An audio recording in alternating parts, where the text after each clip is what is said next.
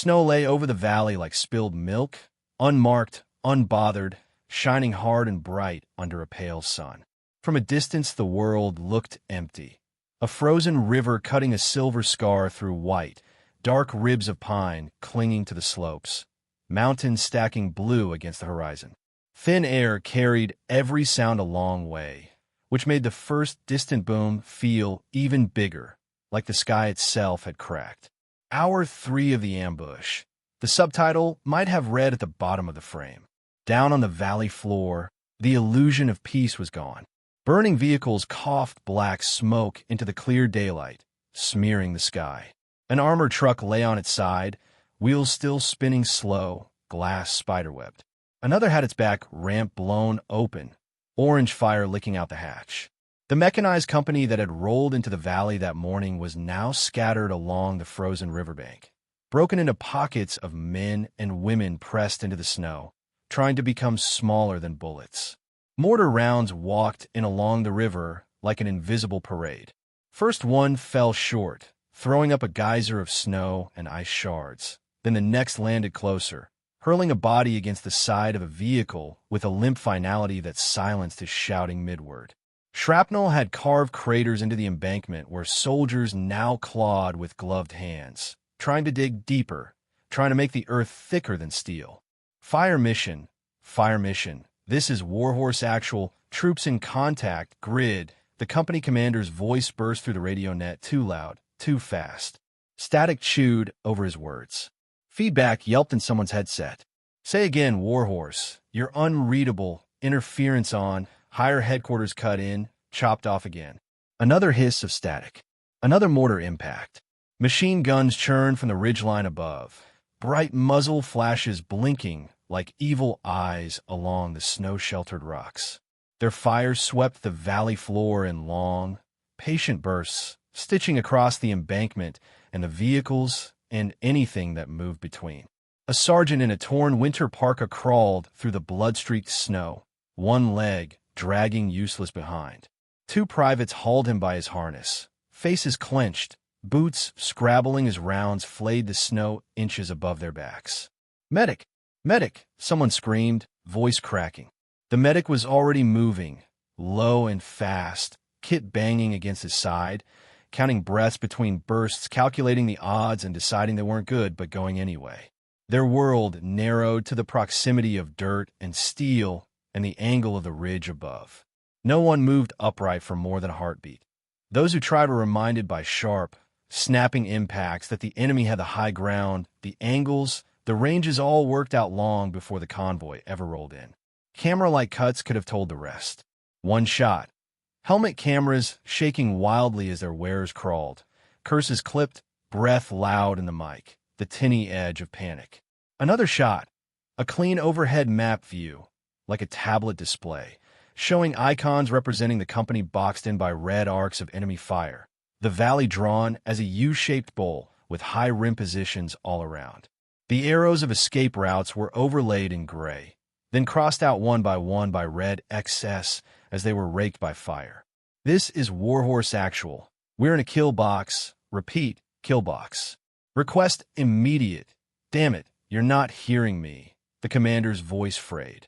On another channel, squad leaders talked over each other, overlapping calls for ammo, for medevac, for anyone who could hear. Another mortar round dropped close to the command vehicle, a heavy armored box half buried in the river snow. The blast rocked it on its suspension, peppered the side with fresh scars, shook loose a shower of ice from the undercarriage. Inside, heads banged off metal. Outside, snow turned briefly into mist. Then, as the dust and powder settled, a different sound cut in. It wasn't loud. It didn't need to be. One single clean crack. Not the thumping chatter of a machine gun. Not the hoarse cough of a grenade launcher. Just a sharp, precise rifle shot that seemed to come from nowhere and everywhere at once in the thin air. On the far ridge, one of the enemy's heavy guns abruptly stopped. Its last burst stuttered, cut off midline. The weapon's barrel drooped, and its loader looked over, confused. The gunner's body slumped, then slowly slid down the snowbank, leaving behind a smear of dark that bloomed and froze. "Did you see that?" Someone yelled from the company's left flank. One of the big guns just went quiet. No chance. That was a misfeed, another voice argued, because believing in misfeeds was easier than believing in miracles. A cannon round slammed into the burned-out hull of a vehicle 20 meters away, showering the embankment in debris. Snow from the blast pattered down over helmets like a filthy, inverted rain. Another crack. Same tone, same crisp finality. This time an enemy fighter on a mid-level outcrop, RPG on his shoulder, lurched as if pushed from behind. The warhead tube flipped as his body twisted, the rocket hissing harmlessly into the sky before detonating against the sheer rock. His visor was simply gone, a ragged hole in its place. The fighters beside him froze for an instant, trying to parse what had just happened, then scrambled for cover that didn't exist. On the valley floor, soldiers felt the change before they could name it. A second ago, they'd braced for that RPG to light up the disabled transport crammed with wounded. Now the transport still smoked, but for the moment, it simply existed. The difference of one breath, one shot. Who the hell? The medic whispered, halfway between casualties, snow sticking to his beard. You see friendlies up there? A squad leader pressed his back against the riverbank, peering through a cracked optic toward the blinding white slopes. All he saw were rocks, drifts, and the occasional flicker of enemy muzzle fire. There weren't supposed to be any friendlies within kilometers. No scout platoon, no reconnaissance element, no high-angle shooters. Just the company, the convoy, the jammed radios, and the hard math of terrain. And yet something was picking off enemy positions with surgical timing. Warhorse units, this is actual, the commander said, pressing his headset tight as he hunched behind a wrecked vehicle. Voice lower now, tighter. Unknown sniper on the ridge is helping. If you have eyes, call it in. And whoever's up there, identify yourself. Static answered him. A faint squeal. The ghost of some voice from higher that he couldn't make out. Then, another distant report, another enemy gun team dropping behind rocks like cut marionettes. The shooters on the ridge began to hesitate. They'd planned for panic, for suppression, for the slow grinding down of a trapped company under overlapping fires. They had not, it seemed, planned for someone to start methodically unpicking their formation from an unseen angle. A handful of soldiers on the valley floor caught glimpses. Nothing clear, nothing they could range. Just the suggestion of a prone silhouette far above, barely a contour on the snow, like a trick of light. The faint movement of a gloved hand working a bolt. A slow exhale hanging briefly in front of a face they couldn't see. Actual, I'm telling you, somebody's up there. A platoon sergeant muttered as another enemy position went quiet. Just one of ours. The commander leaned against the side of the wreck. Heart hammering, snow melting in his collar from the heat of his own body. He looked up at the ridge, at the impossible angles at the distance.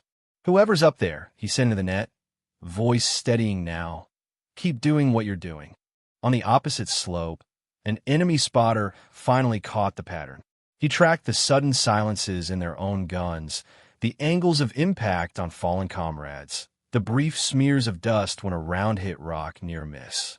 He narrowed it down to a swath of the ridge and raised his binoculars, glass flashing for a heartbeat in the pale sun. The shot that followed rode that glint like it was a trail. The image in his lenses went white, then red, then nothing at all. The frame froze on the falling binoculars, tumbling end over end toward the valley floor. Then everything cut to black. 12 hours earlier, the snow had fallen quietly at the forward outpost. The wind pressed against the perimeter wire with soft, steady pressure, and the lights from the motor pool cast halos on the drifts. Parked vehicles idled in a line, exhaust plumes rising in steady columns as drivers tested engines and heaters. The air smelled of fuel, damp canvas, instant coffee, gun oil. Inside a canvas command tent, the air felt 20 degrees warmer and 10 degrees more cramped. Maps covered a plywood table, the high valley drawn in contour lines and annotated with grease pencil. A young lieutenant stood over it, tapping positions with a gloved finger as a circle of squad leaders leaned closer, steaming from the cold, shoulders touching in the low space. "All right, listen in," the lieutenant said, voice trying for confidence and landing on slightly too loud. Task is simple. We're moving the Ravens' sensor package from here, tap on the current position, to this new Overwatch site on the border ridgeline. That's our main objective. Secondary is to escort the electronic warfare truck and the intel team and not lose either, because Battalion will hang us if anything happens to that toy. A couple of the older sergeants snorted. The EW truck was painted a dull, non-reflective green like everything else, but they all knew it was the most expensive thing in the column. The route, one of them asked. Fastest path is through the ice-cut valley here, the lieutenant said, tracing the narrow ribbon between steep brown contour walls. We're slotted to take that. Battalion wants the sensor repositioned before first light tomorrow. They've been seeing increased movement across the border and want coverage. In the back corner of the tent, sitting on an ammo crate with her rifle across her lap, the sniper everyone barely knew kept cleaning in silence.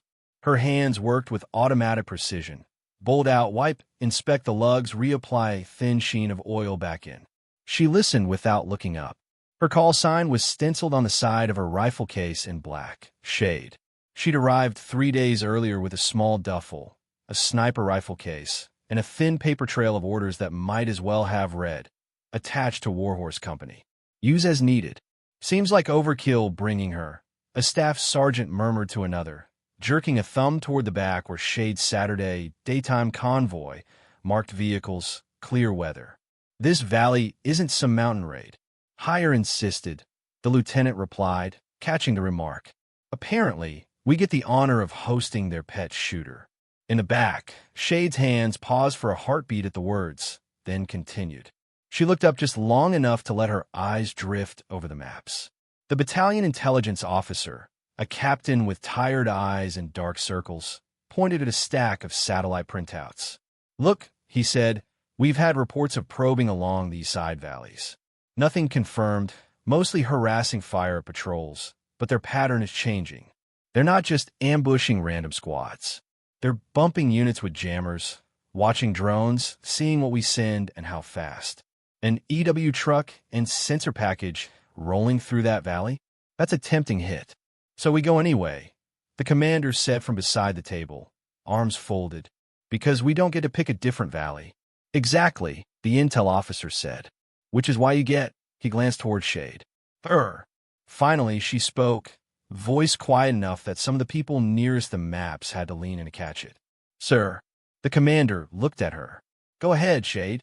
She nodded toward the valley drawn on the map. Those ridges, those slopes, are avalanche guard. Steep, broken rock with snow shelves. High ground all along your route. Good cover for them, bad approach angles for us. It's a ready-made kill box. A couple of squad leaders exchanged looks that said she wasn't telling them anything they hadn't thought in the privacy of their own heads, but hadn't wanted to put into words. It's also the shortest path for the trucks, the lieutenant replied, a little defensive. And we're on a clock. Short and predictable usually beats long and unpredictable when you're hauling a high-value asset, the commander added, more to the room than to her. We'll prep for contact. That's what we do. Shade didn't argue. She slid a satellite photo closer, tracing one ridge with a fingertip. Here, she said, opposing side. You can see faint tracks in the snow line, crossing along the contour instead of up or down. Animals don't walk like that. Neither do locals if they can help it. The intel officer leaned over, squinting. Old tracks, he said after a moment. Could be smugglers. Could be nothing. That imagery was 3 days ago. Snowfall since then would have covered anything fresh. Shade's expression didn't change, but her finger lingered on that line of tracks a second longer than it had to. Or rehearsals, she said. If they're rehearsing everywhere, the officer countered. We'd never move if we reacted to every maybe in this terrain. A corporal near the entrance muttered to his buddy, just loud enough for the back half of the tent to hear, last time she saw something on imagery, the patrol got hammered and we spent 3 weeks rewriting reports. I'm not eager for a repeat. Shade's jaw tightened almost imperceptibly. She wiped the bolt again, said nothing. The signal's NCO raised a hand. One thing to note, once you drop into that valley, satellite comms are going to get spotty. Line of sight radios only, mostly. We'll use the EW truck as a relay where we can. But if someone brings serious jamming to the party, they'll own the airwaves until we can stomp them. Which is why we move fast, the commander said. Hit the valley, move through, get out. No lingering.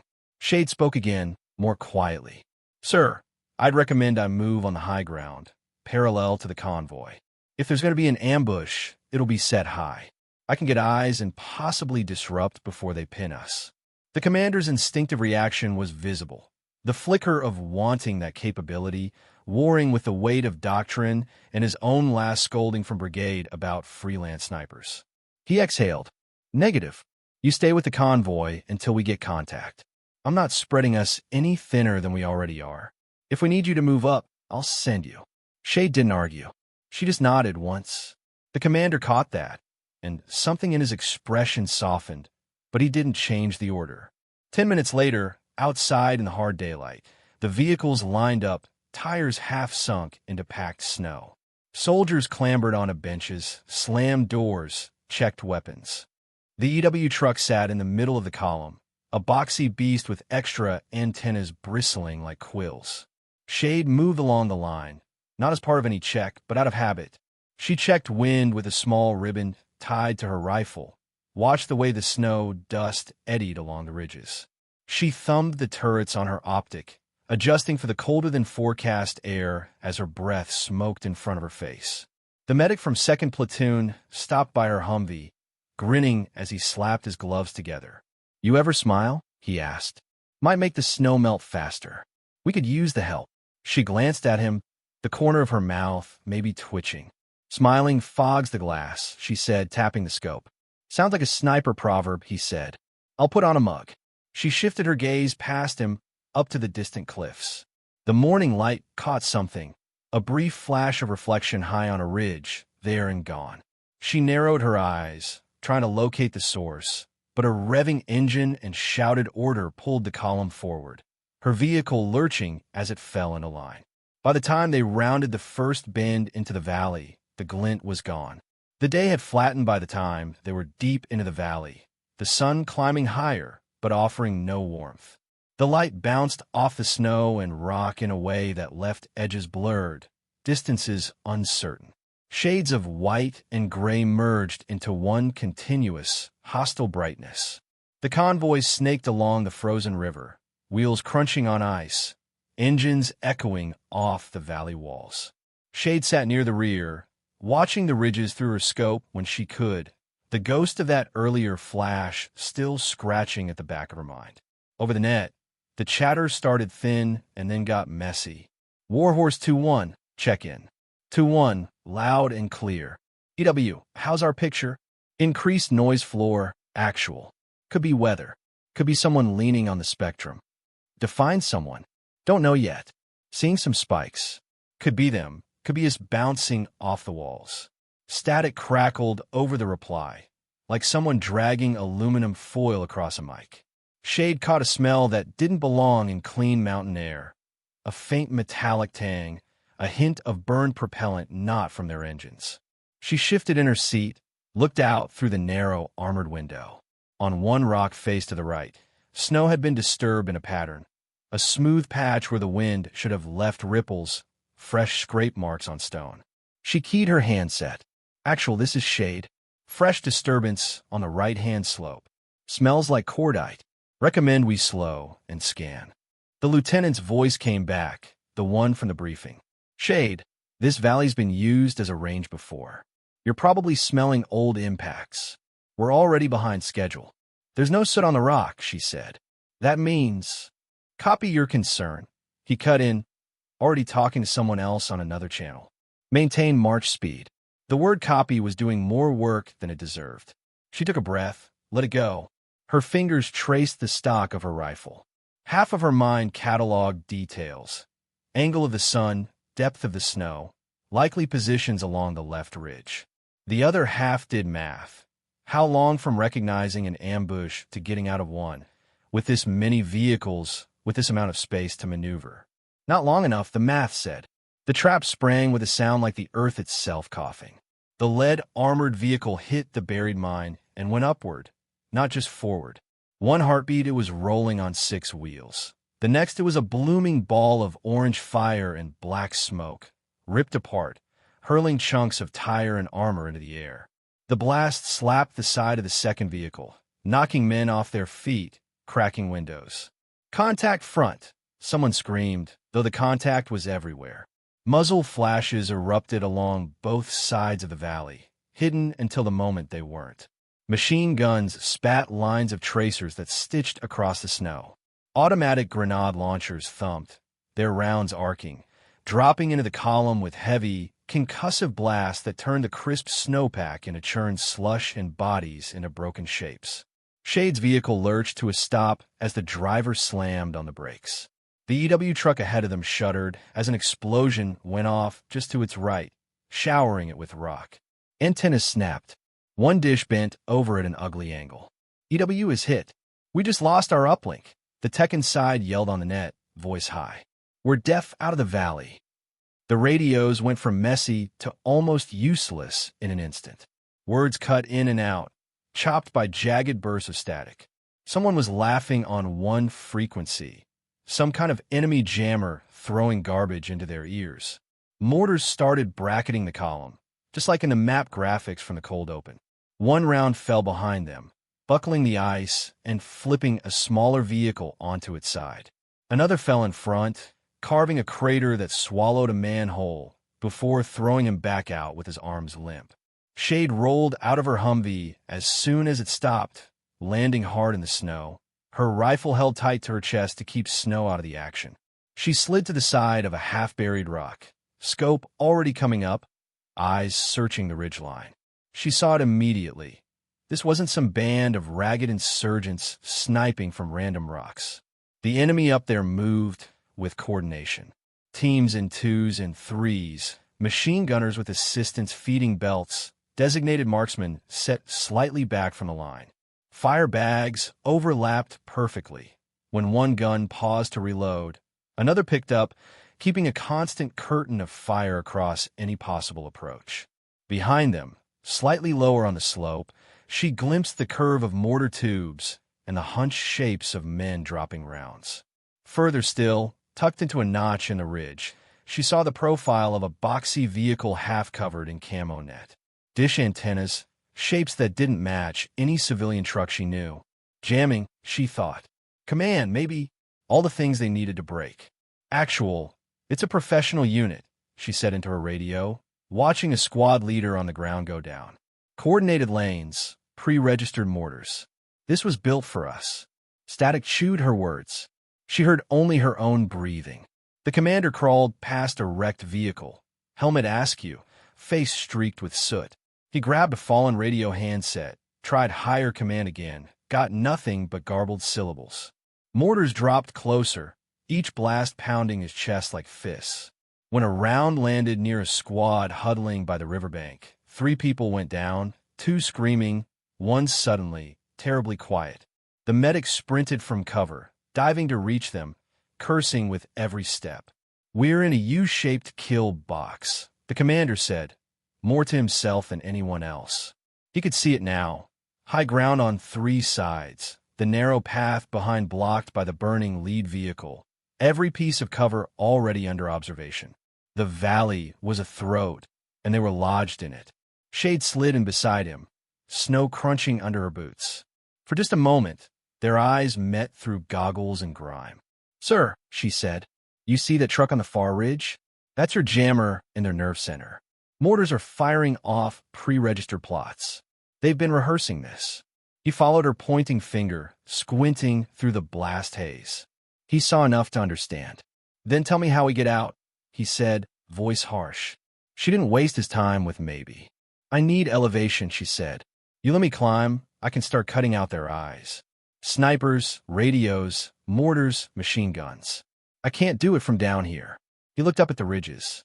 He knew the slope. Near vertical in places, ice-rimed rock, snow shelves just waiting for the wrong vibration. The idea of sending one soldier up there alone during an active ambush went against every book he'd ever been handed. Another mortar hit close enough to slam them both to the ground. Snow and dirt rained down, peppering their backs. Someone screamed in sudden grief, not far away. He made his choice in the space between heartbeats. "You break from the main body. You're on your own," he said, grabbing her shoulder. "No relay, no overwatch. Give us anything you can." "Understood," she said. No hesitation. She dropped her pack and stripped it to essentials. Extra comfort gear stayed in the snow. She kept what mattered: ammo, a coil of rope, a small radio clipped under her plate carrier, a compact rangefinder, a sidearm, a handful of flares.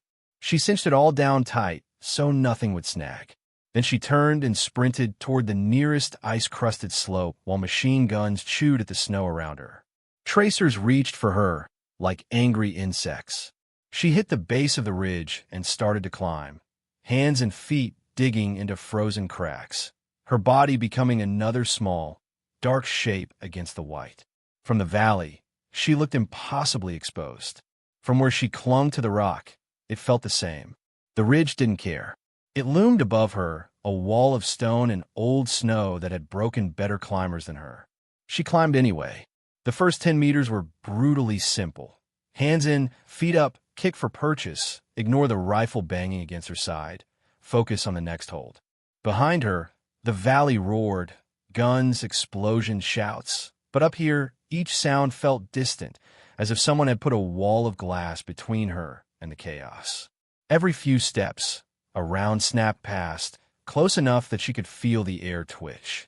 Somewhere along the opposite ridge, an enemy marksman was trying to pick her off, watching for silhouettes against the sky.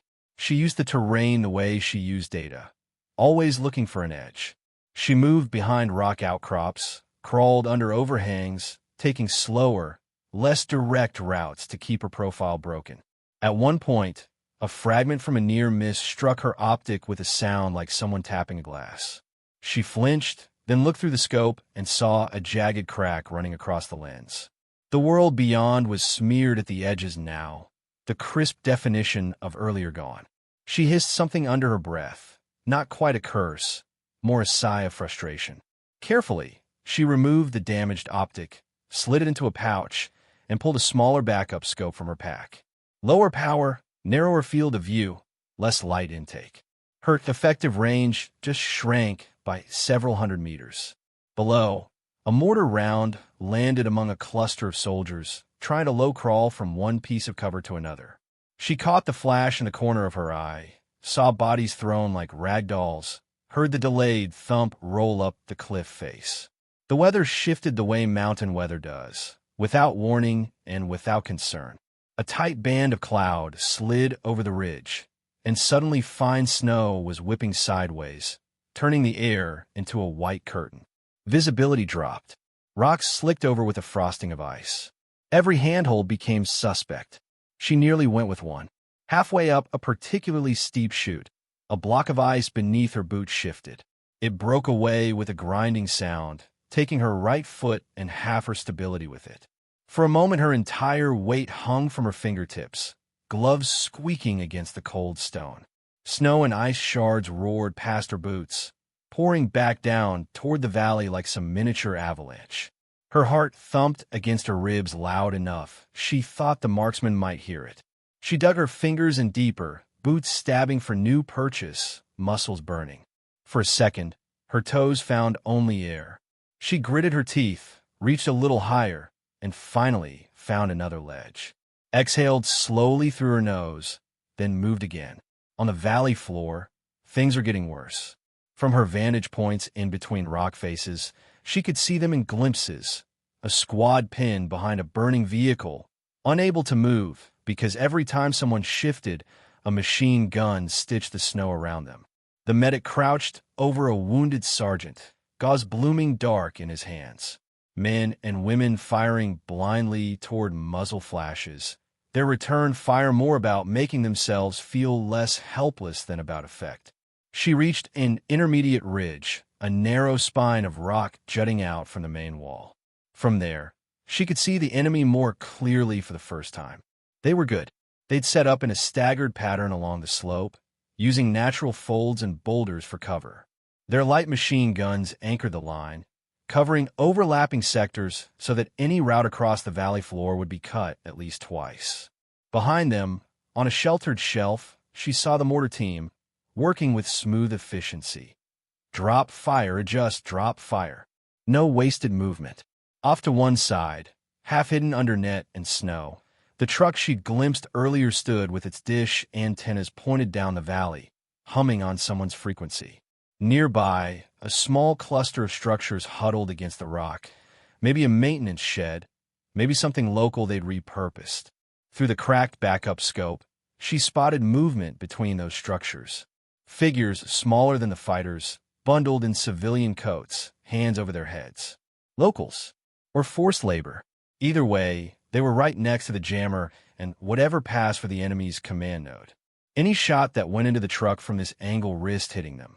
Any airstrike, called blindly, would do the same. It wasn't a clean tactical picture. It never was. She shifted along the ridge, crawling on hands and knees, keeping herself below the skyline. Her radio crackled against her chest, emitting nothing but static. She turned it off and back on. The screen blinked, then went dark. Battery died, or jammer finally got its teeth into this frequency. Either way, she was alone now in more than just geography. On the valley floor, she watched another mortar adjustment bring rounds closer to the wounded who'd been pulled to what someone had thought was safety. Smoke popped from friendly positions, thin white plumes struggling against the downdrafts, attempts to blind enemy optics while they dragged casualties deeper into what cover they could find. They were running out of time. Her mind returned to the tracks on the drone imagery from the briefing. The ones no one had wanted to see. From up here, she could see faint depressions in the snow along some of the ridges beyond the immediate fight. Old trail lines, worn slightly deeper than normal by repeated passings. Not random. Routes. They'd been rehearsing this ambush for weeks, maybe longer. Practicing angles, timing, communications. Waiting for a high-value convoy to commit to this valley, for the EW truck to appear on whatever crude blackboard they used to track their own intelligence. When it did, they'd spring, capture the tech, the people, and the footage all in one go. She kept moving, doubling, tripling, quadrupling the angles in her head. She needed height, a clean shot at the rail-thin architecture of this ambush. Somewhere ahead, beyond the usual ridgeline path, she saw remnants of old infrastructure, thick steel cables, rusted anchors drilled into rock, weather-beaten poles. She angled toward them. A long time ago, before the war, someone had strung avalanche control equipment along these slopes. Workers had climbed up here in the mild part of winter, attached charges, triggered them to bring down unsafe snow before it could fall on roads or towns. Their equipment had been left behind. Dead cables, rusted mechanisms, a narrow, blasted path clinging to the face of the mountain. What had been an engineer's safety measure became, in her eyes, a corridor. She eased herself onto the old trail, the drop beneath her a yawning emptiness. One boot in front of the other. The cable under her hand vibrated faintly with the wind. She followed it around a promontory and finally saw what she'd been chasing. An overhanging rock shelf that thrust out over the valley, just enough to offer concealment from the enemy below, just enough angle to look down into their formation. It was the kind of position that would get you laughed out of a planning meeting if you suggested it on a map. It was also, for her, just reachable. She shuffled along the last few meters, pressed herself flat against the rock, then slid onto the shelf. It was narrow, barely enough for her body and rifle, and exposed, but when she inched forward and peered over, the valley opened beneath her like a diagram. She could see everything. Her heart rate spiked and then fell again as she settled, full sniper's calm kicking in like a learned reflex. The world shrank. Valley, ridges, positions, wind vectors, distances.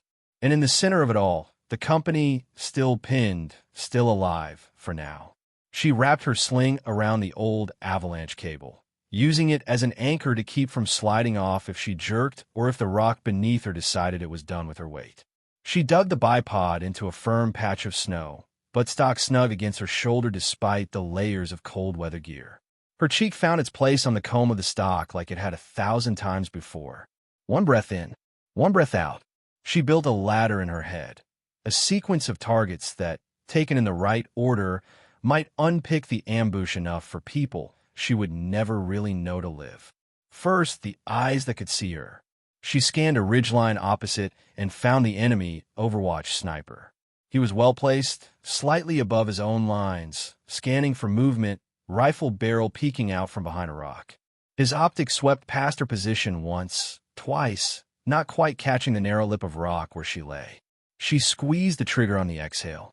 The backup scope's crosshairs quivered, then stilled as the shot broke. From the company's perspective below, that was the first clean crack we'd seen earlier. The enemy's sniper stiffened and dropped out of sight. For a moment, a vacuum opened in the enemy's observation, and she stepped into it. Next rung on the ladder, communications. She found the radio operator by his posture, head slightly cocked to one side, hand pressed to an earpiece, mouth moving as he relayed orders. He stood near the jammer truck, beside a man hunched over a tablet or map board, the company commander. She needed both. She watched their rhythm, counted their breathing, waited for the mortar fire to hit so its concussion would mask her next shot. When a round fell on the far side of the valley, sending up a plume of snow, she fired twice in quick succession. From below, it sounded like one longer crack. From above, she saw the radio operator jerk back, his handset flying from his hand, and the commander arch, clutching at his side before collapsing against the side of the truck. Men around them looked around wildly, ducking instinctively, unsure where the threat had come from. Command disrupted. Comms impaired. Lanes of fire and mortar falls started to lose that terrible smoothness. Third rung, the machine gun pinning the central platoon. It was on a slightly lower bench, its barrel already hot, smoke curling from the shroud as its crew fed belt after belt. It dominated a key patch of ground that the company would need if they were to pull back at all. She adjusted, corrected for the slight left-to-right wind that had picked up since her climb. 2 shots. The first took the gunner in the chest, his hands spasming open. The second caught the assistant as he reached instinctively for the grips, sending him sprawling. The weapon sagged forward, barrel digging into the snow, still hot but useless.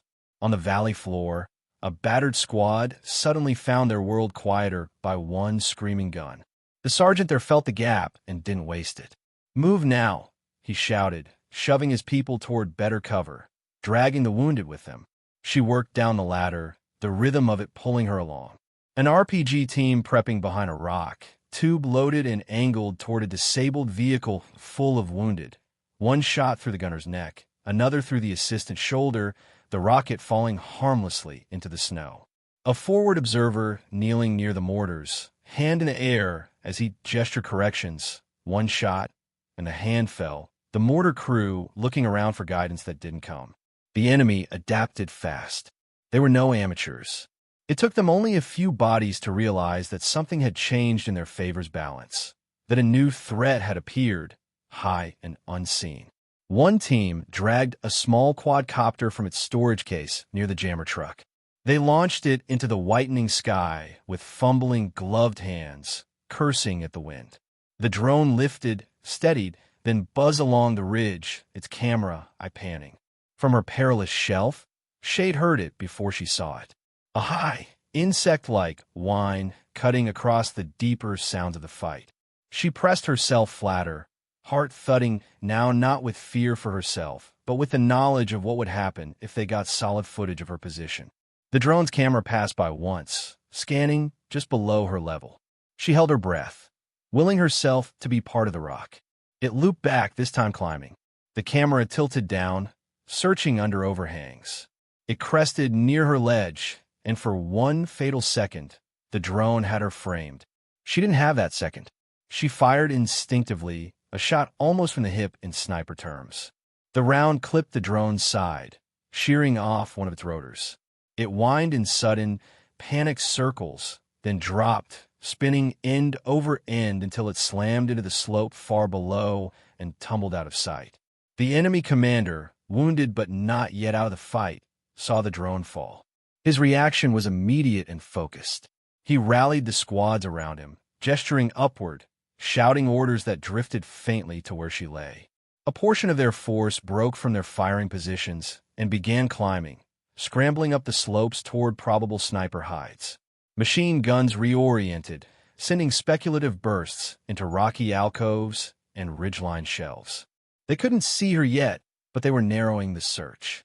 The longer she stayed on this shelf, the more the odds turned against her. Her ammo count had slid into the uncomfortable single digits. The cold had gnawed into her fingers despite the gloves' dulling sensation.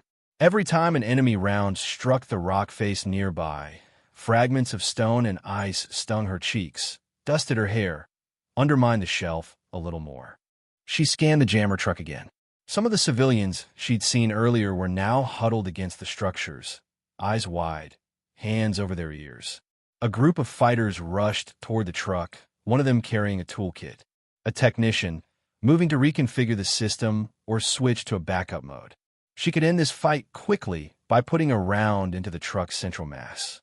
A direct hit there might detonate whatever power source fed the jammer, blow the dishes apart, send shrapnel everywhere, including into those unarmed bodies using the walls for shelter.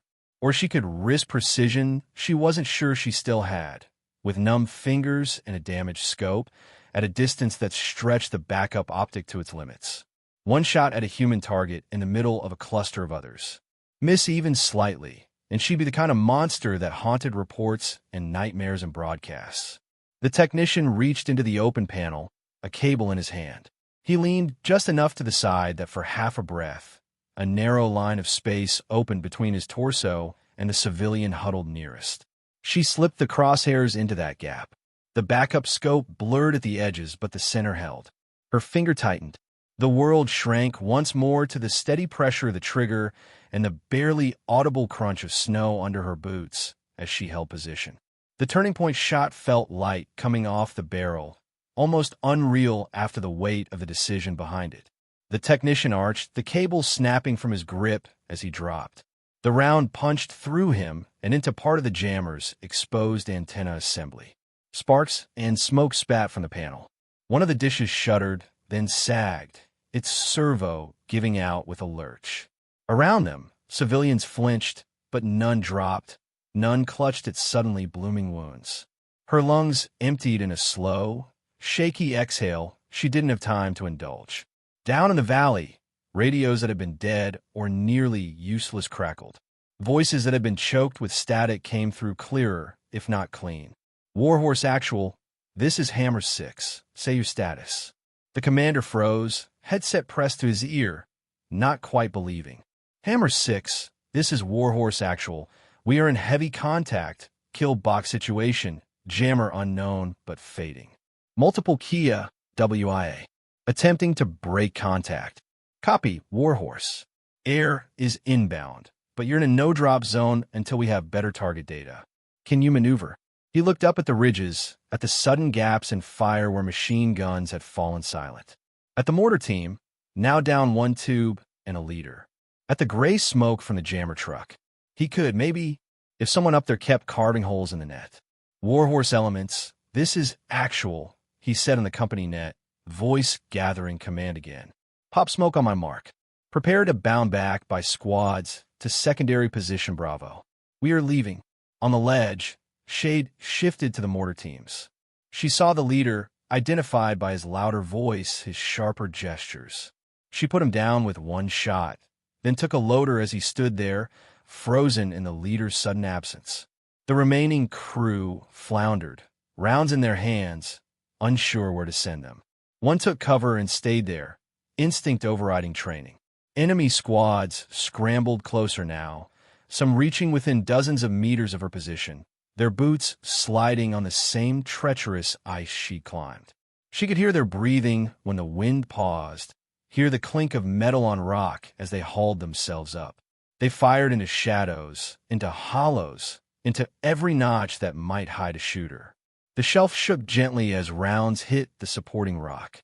Small sloughs of snow slid away, whispering over the drop.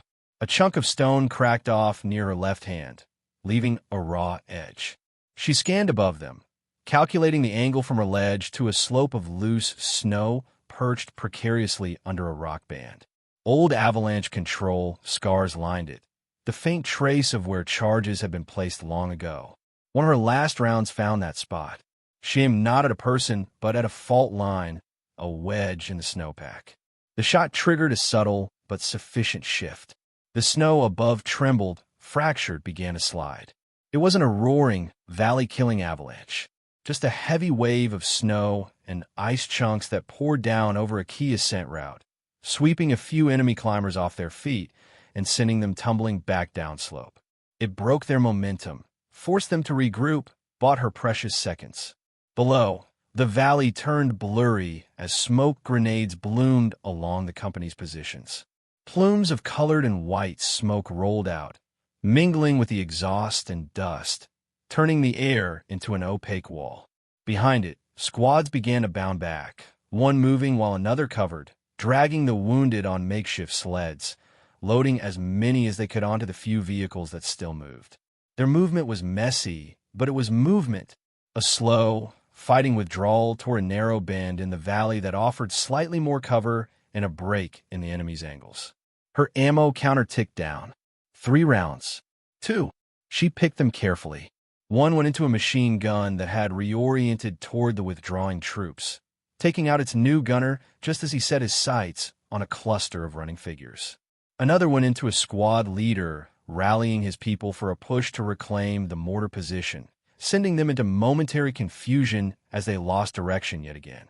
The last one she held longer than any other, waiting until she saw the wounded enemy commander call to his remaining fighters, blood soaking his side, desperation in his posture as he tried to reimpose order on a battle that had slipped his grip. She knew that posture. She'd seen it on their side too many times. She ended it with a shot placed through his chest, center mass.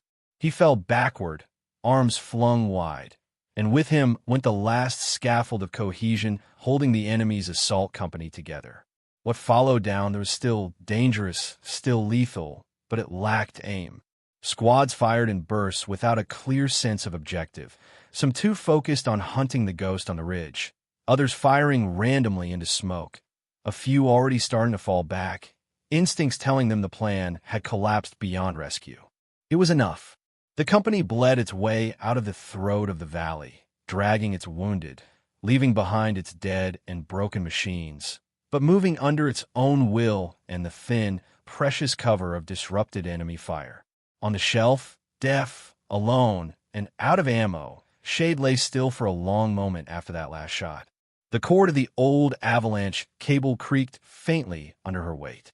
Her fingers were so numb she barely felt the steel of the trigger beneath them. She unwrapped the sling from the cable, rolled carefully away from the edge, and pressed her back against the rock. Above, enemy shouts still echoed, but more distant now, less urgent. She closed her eyes for the span of 3 slow breaths, then started to find her way down. Later that day, the valley lay quiet again from a distance. The only sign of the fight was a faint smudge of smoke on the horizon. Up close, the scars would be clearer, blackened craters in snow, burned-out hulks, the sad geometry of triage and hastily marked graves. But from the new encampment at the far end of the valley system, it was just a dark place on the map they were now leaving behind. The company had dug in briefly at a secondary position. Not much more than a broad shelf of snow with some rocks for cover, but enough for medevac helicopters to land. Their rotor wash had kicked up blizzards of powder, flapping tarps and tent walls, sending loose gear skittering. Now, with the last bird gone, the wind had settled back into its regular rhythm, whispering around the corners of vehicles, hissing over stacked crates. Rows of stretchers lay where the medics had left them. Some are empty now, others still occupied, soldiers strapped down and bundled, waiting for the next lift. The living moved among them with that particular combination of exhaustion and jitter that comes after intense adrenaline. Near the command vehicle, the commander spoke into a radio that for the moment worked again. "Battalion, this is Warhorse Actual," he said. His voice carried less strain now, more gravel. "We've broken contact, consolidated at Secondary Bravo. Casualties are substantial. We'll send numbers once we've confirmed. Enemy forces appear to have been a dedicated special operations unit. Their focus was the EW truck and our intel team." A pause as the voice on the other end replied. Yes, sir, he continued. They said a deliberate kill box. Jamming, pre-registered mortars, overlapping fields. They were aiming to capture the truck and grab as many prisoners as they could for exploitation. And they wanted cameras rolling. We found equipment on some of the bodies. They were planning a broadcast. An intelligence officer, the same one from the morning, knelt nearby with a tablet. It now held imagery from their own drones, finally able to fly without being blinded by the jammer. He flicked between views, before, during, and after the ambush. He overlaid them with the satellite images Shade had pointed to hours ago. Those old tracks on the ridge, he said quietly, to no one in particular. Rehearsal routes. They've been walking that ambush pattern for weeks, harassing patrols just to draw attention elsewhere, keep us guessing, while they build up the real show here. In a rough semicircle, surviving squad leaders and key specialists sat or crouched, watching as he and the commander laid out the fight on a fresh map. They traced the movement of the convoy into the valley, the first explosion, the explosion pattern of mortar impacts. Here's where the first of their heavy guns went quiet, the intel officer said, tapping a point on the ridge. Here's where their sniper went down. Here's their radio operator and commander. Each pushpin he dropped corresponded to one of her shots.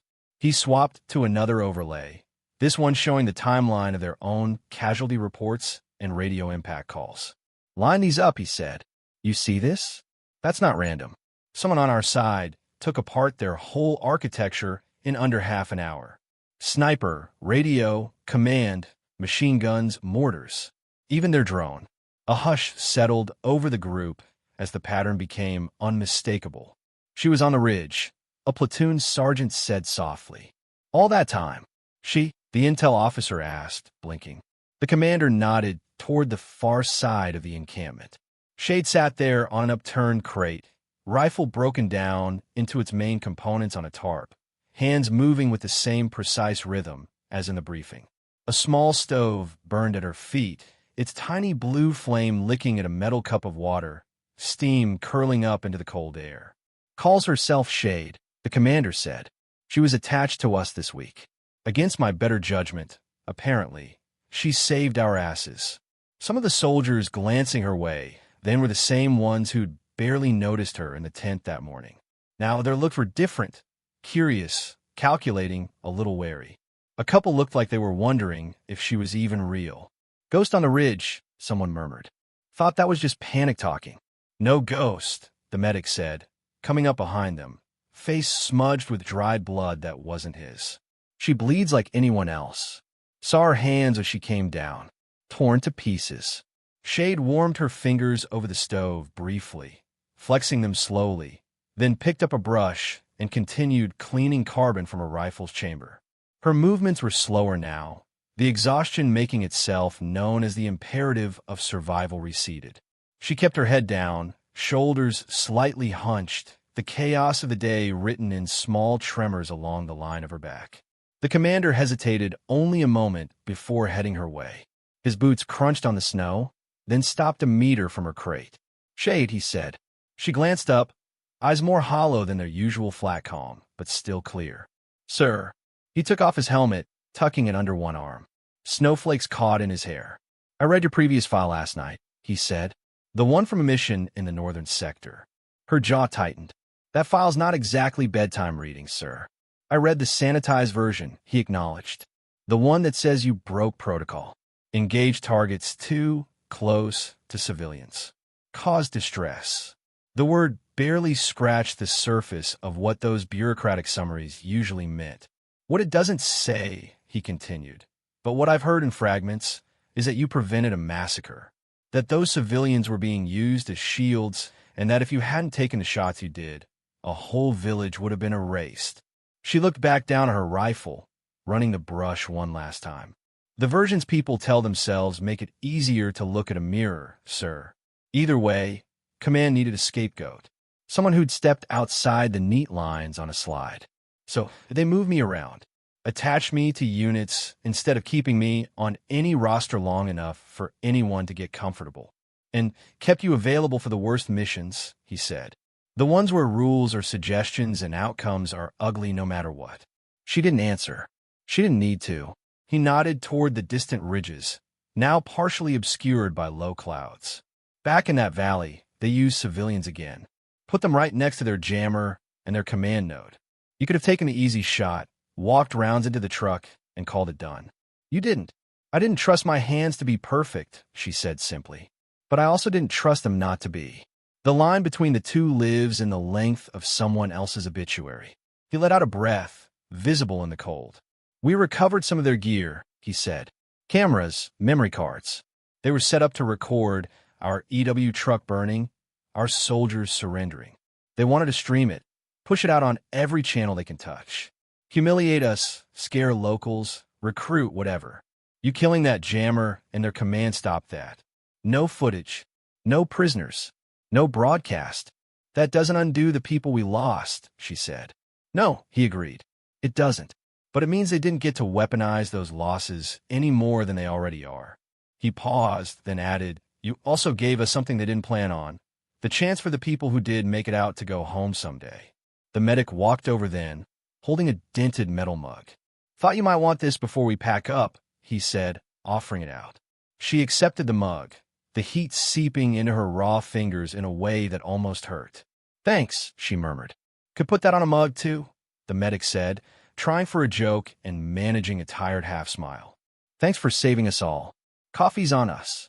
A couple of soldiers nearby chuckled softly, the sound thin but real. The commander straightened, helmet still tucked under his arm. For what it's worth, he said, this time the story is going to be written differently. We have drone footage, intercepts, dead enemy who can't lie anymore. When Hire tries to make neat slides out of this, your part won't be missing. Stories always get cleaned up, she said. Details polished. Names moved around. He considered that. Maybe, he said. But this time, the people who were there will remember. My people will. When someone in another briefing laughs at a sniper in the corner, they'll think twice. She looked at him, measuring sincerity. She saw the new lines on his face etched by the fight, the weight of the dead sitting statistically in his mind like a heavy file. Whatever the staff officers wrote later, he'd carry the Messier version. That, at least, she believed. Around them, the company started to prepare to move again. Engines coughed as they turned over. Soldiers' shoulder packs that felt heavier than they had that morning, even if some of the weight was grief instead of gear. Younger troops glanced her way more openly now, eyes full of a complicated respect, part gratitude, part unease at what someone like her had to be capable of. The medic lingered for a moment beside her. They're saying it was one shooter, he said quietly. Up on the ridge. Some guys are arguing, saying it had to be a whole team. That no one person could do all that. What do you think? She asked. He shrugged, wrapping his arms around himself against the cold. I think someone did, he said. And I think whoever it was earned the right not to have their day turned into a campfire story if they don't want it. She nodded, then looked past him toward the dark line of the valley mouth. The place where the snow dipped and rose again, hiding behind that gentle curve, the chaos of hours earlier. Soon, the maps would just label it with a grid and a date. Reports would call it an engagement, maybe a footnote in a higher-level summary. The real memory would live only in the bodies and minds of those who had been inside it, and even those would dull with time. She finished assembling her rifle, snapped the last pin into place, and slung it over her shoulder. The weapon looked the same as it had that morning. Only the fine scratches on the metal and the hairline crack in the backup optic hinted at what it had done. She walked to the edge of camp, boots sinking into the snow, the mug warming her hand, breath pluming in small clouds. From there, she could see the valley stretching away, the mountains cradling it, the same serene line of trees, the same glitter of the frozen river. From this distance, it looked peaceful again, as if the land had already forgotten. She knew better. So did the company behind her, even if they wouldn't always be able to articulate it. The wind picked up a little, tugging at the edges of her hood, carrying with it the faintest echo of old gunfire, or maybe just the sigh of air through the rocks. In another hour, they'd move. In another day, the world somewhere else would keep turning, largely unaware of what had nearly happened here. Somewhere, A narrator's voice might have been describing it for a distant audience. Somewhere, analysts would be parsing pattern changes and recalibrating threat assessments. Somewhere, a clerk would be entering names into a database, summing lives into lists. Up here, in the immediate silence after violence, none of that mattered yet. She looked back at the camp one last time, at the stretchers, the medics, the soldiers mounting up, the commander watching her from near his vehicle, helmet under his arm. They were hers in that way that units become yours after you've bled with them, even if your orders would pull you somewhere else tomorrow. Then she turned her gaze to the valley again, the snow unmarked beyond the churned edges, the ridges standing watch. Her eyes traced, almost unconsciously, the route she'd climbed, the shelf where she'd lain, the avalanche path she'd used. A simple thought settled into her, quiet and solid. In the snow, some people fought to be seen. Others didn't. The worth of what they had done was measured in who walked away, not in who knew the name behind a rifle. She took one last breath of the thin, cold air, then let it go, the white of her exhale blending with the white of the world. As she turned back toward the waiting vehicles, the thought we might put into words for a listener hung there, unspoken but true. Some heroes don't step into the spotlight. They vanish into the white, and the only proof they were ever there is who comes home.